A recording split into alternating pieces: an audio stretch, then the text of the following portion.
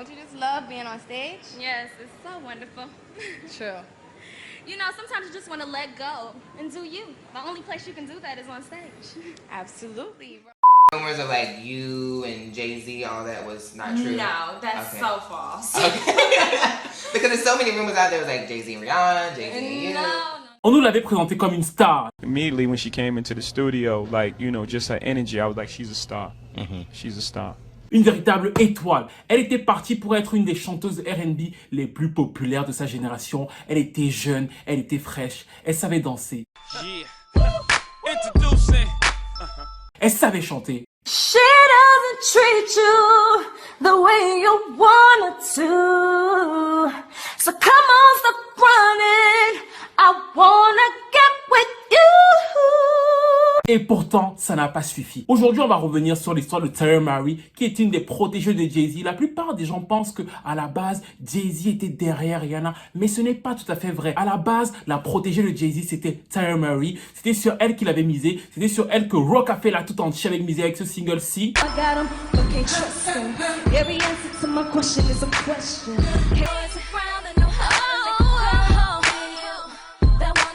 Et pourtant, ça n'a pas pris. Il y avait une com formidable. Tous les gros producteurs de l'époque sont sur son premier album. C'est quasiment un festival. Et les ventes ont été décevantes. On va essayer de savoir pourquoi. Quelle était l'erreur de communication derrière la carrière de Tyler Mary qui a finalement laissé la place à Rihanna. Et comment aussi, au moment où elle a fini par essayer de se relever, au moment où elle a essayé de revenir, elle a eu un tube polémique. Un tube qui aurait cartonné en 2020 parce que tout le monde l'aurait défendu, mais qui a créé la polémique à l'époque parce que certains disaient qu'elle encourage les filles à faire des trucs comme OnlyFans, quoi. C'est-à-dire que les gens disaient qu'elle encourage les filles à avoir des pratiques pas normales. Ça a créé la polémique et ça l'a plus ou moins empêché de sortir son deuxième album. C'est une histoire plutôt tragique pour une fille qui ne manque pas de talent. On va essayer de comprendre comment Tyler Mary est passée de l'étoile montante du R&B à la meuf qui se bagarre dans les télé-réalités.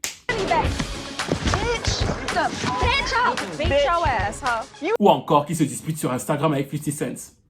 Last week I found out that my boyfriend was cheating on me, so I broke up with him. Right after that, he posted a sex tape and an obscene photo of me, and clearly to humiliate me. Then his good friend, 50 Cent, posted the obscene photo of me on his Instagram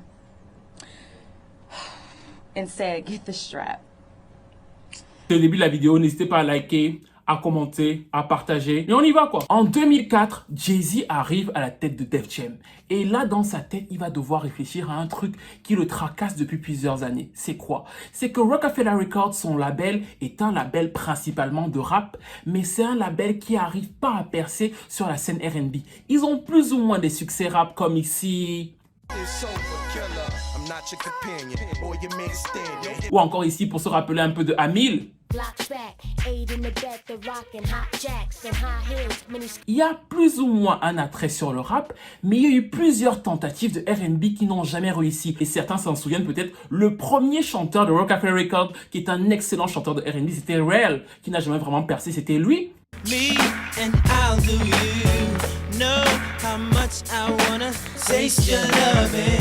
Et ensuite, il a voulu faire le projet avec Nicole Ray.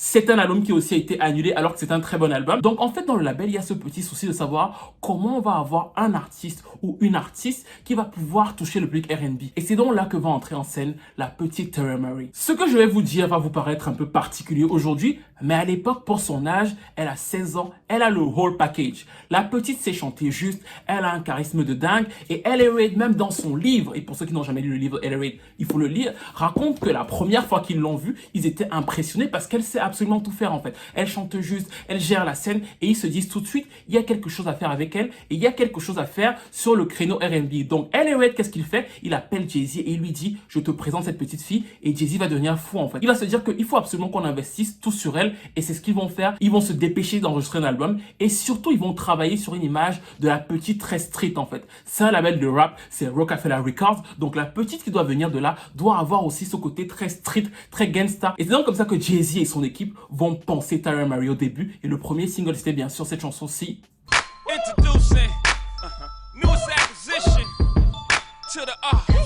La communication autour du projet est absolument formidable. Ce n'est pas simplement la petite Tara Murray qui vient chanter en fait. C'est Jay-Z, c'est Rockefeller tout entier qui vous présente leur princesse. Il insiste dans les interviews, c'est la princesse du label. Tara Marie. Yeah. Okay, and she's the first lady of the rock. She's the princess. The princess. Yeah. Okay, and On doit y aller avec elle. Elle a la street crédibilité. Et le premier single marche plutôt bien dans les radios R&B hip-hop. À ce moment-là, Rihanna vient aussi de signer sur le label, mais elle n'est pas vraiment le problème de Jay-Z. En réalité, Jay-Z est même pas ouf de cette signature de Rihanna en fait. Son premier problème à l'époque, c'est de résoudre le problème de Rockefeller Records, c'est d'avoir une assise sur la scène R&B avec son label hip-hop. D'ailleurs, pour décrire le projet de Tara Murray à l'époque, il avait une phrase assez exceptionnelle. Il disait que c'était une Avril Lavigne urbaine, à savoir que la meuf un peu fofolle, qui s'adresse à un public très jeune, mais qui a ce côté donc très street. Et c'était vraiment à l'opposé de Rihanna, qui elle venait avec des producteurs particuliers pour un son pop, et à l'époque on ne pensait même pas qu'elle ferait carrière en fait. Ce n'était vraiment pas l'objectif de sa signature. L'objectif de sa signature, je vous le dirai le jour où je parlerai de sa carrière, mais pour le moment en fait Rihanna n'est pas dans l'équation dans la tête de Jay-Z. C'est plutôt L.A. Reid qui se dit que on a signé pour un truc précis, et ce truc précis c'est le premier single. Les deux personnes qui gèrent Rihanna, eux ils ont une vision, mais les gens du label de Def Jam et Jay-Z n'ont pas cette vision là, et vous pouvez le confirmer juste à la liste des producteurs des deux albums en fait. Rihanna vient de sa petite île, elle a ses deux petits producteurs, elle a pas les stars de la production américaine. Dans la loi de Tara Murray, il y a absolument tout le monde. Vous voulez Big Cox parce qu'il vient de cartonner avec Usher et Confession, il est là.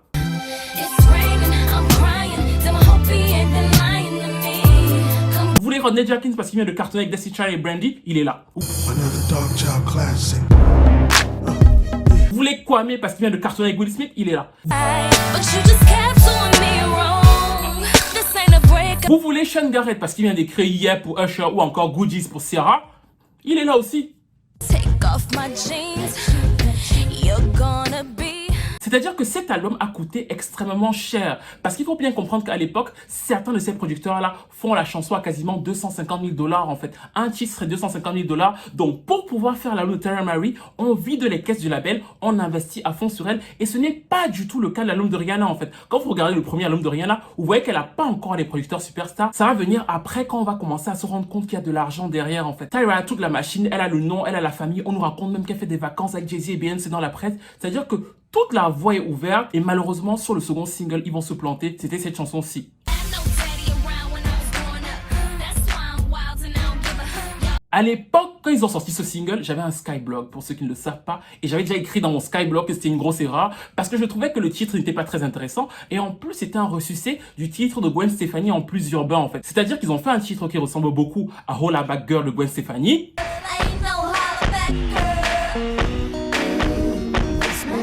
Elle raconte un peu son histoire avec son père, elle n'a pas eu de père quand elle grandissait, mais la chanson n'était pas très efficace et je ne m'étais pas trompé parce que fatalement le titre va être un four pour elle.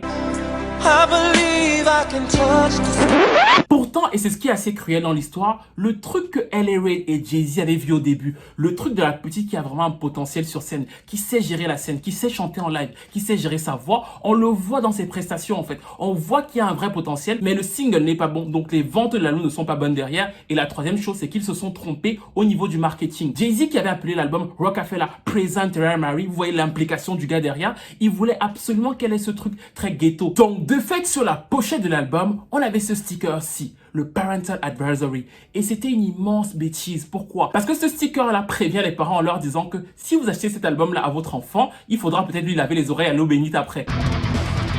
Parce qu'il y a des choses pas catholiques qu'on dit dedans. Votre enfant peut entendre des choses un peu comme Cardi B dans WAP. Et pourquoi c'était une erreur? Parce qu'elle avait 17 ans. Donc le public de jeunes filles notamment qu'elle visait était soit plus jeune, soit aux alentours de son âge. Et ne pouvaient pas acheter l'album d'elle-même. Et leurs parents n'auraient certainement pas voulu leur acheter les albums, surtout aux États-Unis, avec le sticker Parental Advisory. Je sais, pour certains, ça va paraître la préhistoire quand on voit comment WAP cartonne. Mais oui, à une époque, ça aurait été très difficile de diffuser WAP à une grande écoute. Et pour certains qui parlent de Lil Kim ou de Foxy Brown, les gros singles de Lil Kim et de Foxy Brown n'étaient pas autant diffusés que WAP sur certaines radios américaines parce qu'effectivement c'était trop explicite. Bref, pour revenir donc à Tara Murray, Jay-Z dans sa tête voulait vraiment cette chanteuse urbaine, jeune, qui allait prendre des gens du ghetto, et finalement il s'est retrouvé avec quelque chose qui était un peu hors sol. Sur la chanson Phone Booth par exemple, elle pleure, son mec lui manque, mais son mec c'est un dealer de drogue en fait. Il n'y a pas beaucoup de gens ou de jeunes filles qui vont s'identifier à la meuf qui pleure au téléphone parce que son mec dealer de drogue lui manque. Dans le cerveau de Jay-Z, c'était un coup marketing immense. C'est Rockefeller, une jeune fille qui est peu orthodoxe, la Avril Lavigne urbaine,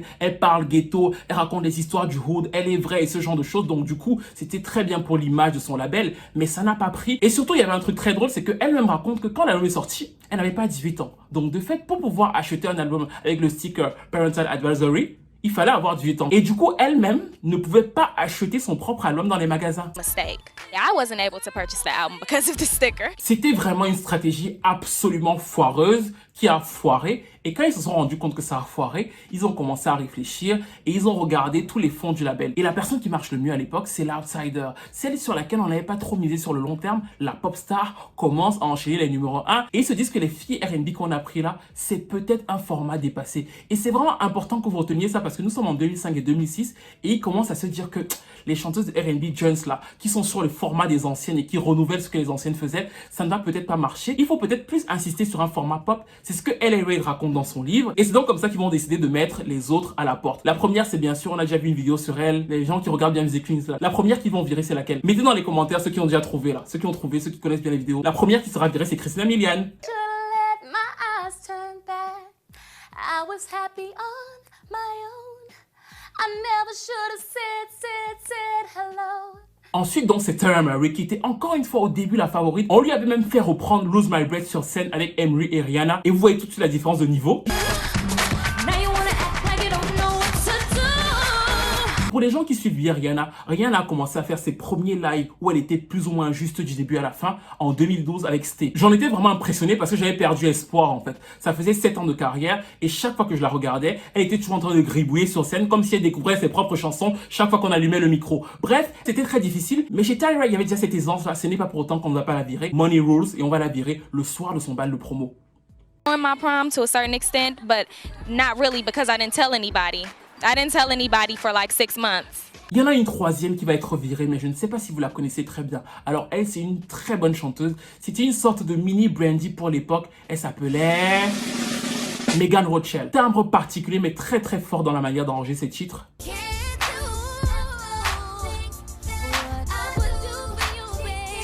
Et ils vont se débarrasser des trois et garder Rihanna. Rihanna, pourquoi? Parce qu'ils se dirigent vers un format pop et que elles étaient dans un format très R&B urbain et qu'ils se rendent compte qu'à partir de 2005, ça ne marche plus vraiment. Donc on s'en débarrasse et ça commence à devenir plus ou moins la galère pour Tyra qui en plus avait la réputation d'avoir un caractère assez difficile, de ne pas vouloir suivre les règles, mais ça passait encore, ce n'était pas encore hyper mainstream. Elle se démerde, elle finit par trouver un label indé, surtout qu'à l'époque ses fans en veulent à Jay-Z, on dit que Jay-Z l'a exploité, qu'il n'a pas fait assez pour son album, bref, il y a une espèce d'euphorie sourde autour d'elle. Elle revient en 2008 sur un label indé avec ce titre aussi qui était plutôt sympa.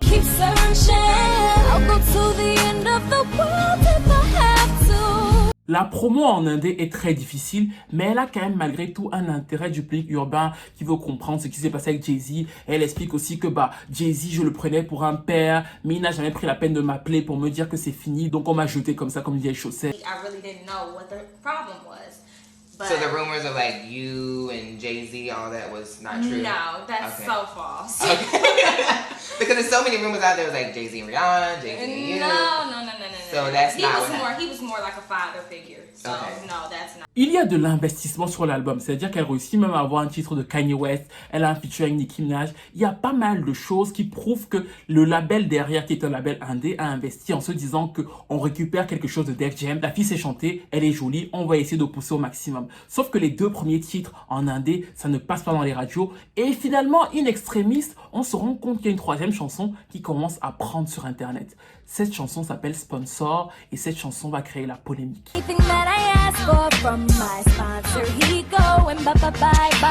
Ce titre est un paradoxe, c'est-à-dire que c'est l'époque bien sûr des On The Flowery, nous sommes en plein 2009-2010, elle sort un titre très urbain, elle a Gucci Mane et Soulja Boy à ses côtés, elle est en indé, on n'en espère pas beaucoup autour d'elle et curieusement sur internet ça commence à prendre, les gens appellent les radios américaines pour dire qu'on veut écouter Sponsor et quand d'autres personnes vont aller écouter Sponsor, ils vont dire que mais qu'est-ce qui se passe en fait? Pourquoi? Parce que dans le titre, elle raconte qu'elle a un sponsor qui lui paye tout ce qu'elle veut, comme elle veut et si elle veut. Il remplit son compte en banque, il lui achète des sacs Gucci, des talons, tout ce qu'elle veut, elle l'a.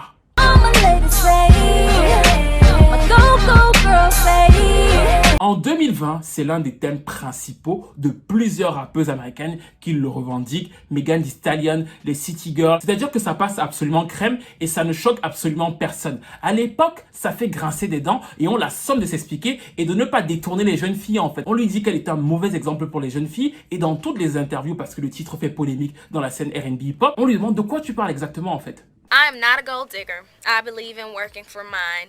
I believe in signing my checks. And whoever's distributing my check is my sponsor. And that's what a sponsor is for anybody. If you work a 9 to 5, you have a sponsor. If your man is giving you money, you have a sponsor. C'est presque drôle de voir ça quand on écoute un texte de Cardi B ou quand on voit Cardi B parler en fait. Parce qu'elle se le protège en fait. Elle dit que son sponsor c'est une société, mais qu'elle laisse la porte ouverte aux autres, qu'elle n'est pas là pour détourner les jeunes filles. Et ça ne s'arrête pas. Quand elle passe chez Monique, on lui demande de quoi tu parles exactement en fait. My sponsor is Warner Brothers. I prefer corporate sponsors. So, you know, it's whatever your taste is, you know, your sponsor could be your... Mais ce qui avait de très intéressant, c'est que beaucoup de radios américaines vont commencer à diffuser le titre. Il va commencer à monter dans les charts R&B hip-hop et il va commencer à arriver vers la 100e place du Hot 100 américain. Ça va vous paraître peu, mais pour elle qui était en Indé, c'était vraiment le retour en fait. Elle avait de nouveau un tube. Et là, BET et plusieurs grosses radios américaines vont lui dire... Non. C'est-à-dire qu'ils vont stopper la diffusion, ils vont arrêter la programmation de la chanson en disant que le titre est dangereux pour la jeunesse et que beaucoup de jeunes filles pourraient juste se dire que la vie c'est d'être jolie, d'avoir un sponsor et de vivre la belle vie en fait. Ça va être un choc qui va être vécu comme une injustice de la part de BET, de plusieurs grosses radios américaines contre ses fans. Ils vont dire que les autres ont le droit de tout dire et elle n'a pas le droit de dire ce qu'elle a envie de dire. Bref, ça va créer une espèce de séisme chez ses fans, mais la chanson va juste s'arrêter à la 107e place en fait. C'est-à-dire que son gros retour urbain va être stoppé net et comble de malchance alors qu'effectivement elle avait d'autres cartouches dans l'album. La majeure partie des chansons de l'album vont se retrouver sur internet. C'est-à-dire que elle a payé les chansons en indé, elle comptait les sortir et finalement tout se retrouve sur internet. L'album leak sur la toile, son tube est censuré et elle est obligée de tout annuler. Elle ne va pas se décourager tout de suite et c'est vraiment cette période-là que j'ai bien apprécié chez elle, c'est-à-dire que elle va avoir le grind en fait. Elle va tout essayer pour rester dans la lumière. Elle va commencer à remixer plusieurs tubes connus de l'époque, le tube de Usher,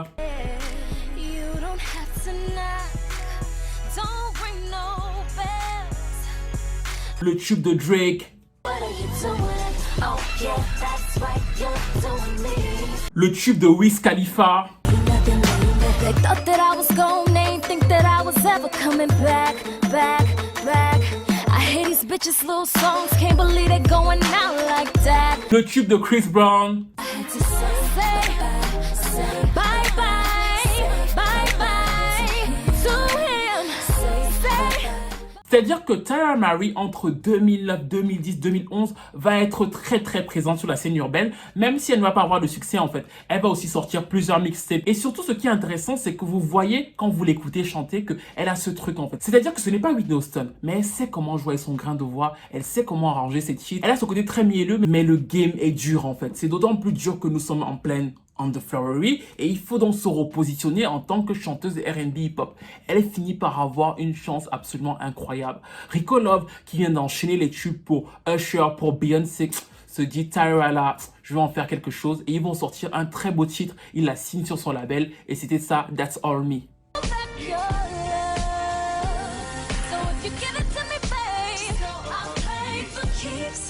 La chanson avec Rico Love est plutôt bonne, mais elle ne prend pas en radio. Ils vont enchaîner sur un second single avec 2 Chainz. Pourquoi? Parce que 2 Chainz cartonne à l'époque. Ça veut dire que Rico Love aussi investit sur elle. Et la chanson, pour le coup, était assez moyenne. You Did That. Et ça ne va pas prendre. I know one could do it better than him. Plusieurs mixtapes qualitatives parce qu'effectivement elle fait plutôt des bonnes chansons en fait. Globalement on peut pas dire qu'effectivement elle nous sort des classiques, mais elle fait de bons titres R&B, elle connaît bien son créneau, donc elle enchaîne les mixtapes, c'est plutôt sympa à écouter, mais ça ne prend pas parce qu'elle est en indé et le respect qu'elle a, c'est vraiment ce truc de la chanteuse de R&B qui grind en fait, qui fait plus ou moins tout pour y arriver jusqu'au jour où la débandade va arriver. La débandade c'est quoi? C'est qu'elle va céder aux sirènes de la télé-réalité. Effectivement, faire tout ce qu'elle fait depuis des années, ça lui coûte cher en fait. En plus, elle n'a pas réellement de sponsor, donc elle paye pas mal de choses de sa poche et elle se dit, passer à la télé, dans les programmes télé, ça peut renflouer les caisses pour que je continue derrière à suivre ma carrière. Sauf que globalement, dans la télé-réalité, elle va se retrouver à être une bagarreuse absolument exceptionnelle.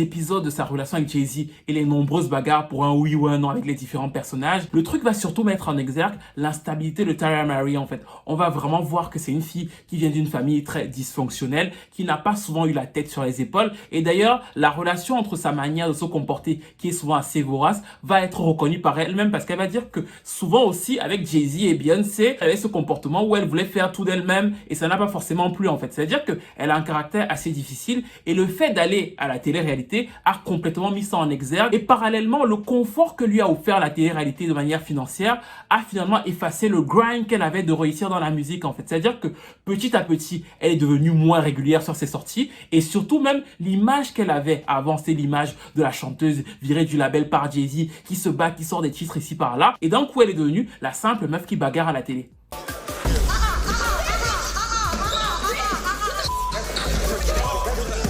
Ou pire encore, qui a vu ses parties intimes être exposées sur internet et lorsqu'elle a porté plainte à 50 Cent. 50 Cent qui est le blogueur numéro 1 d'internet, je vous ai dit qu'il n'y a pas de clash où 50 Cent n'intervient pas, il a été un des premiers à repartager et quand elle lui a porté plainte, en fait elle a perdu son procès parce que les photos étaient déjà partout ailleurs sur la toile et depuis elle lui doit des frais d'avocat qu'il n'hésite pas à lui demander de rembourser tous les jours. Elle lui a répondu d'ailleurs dans un titre très sympa pour lui dire qu'elle n'a pas cet argent.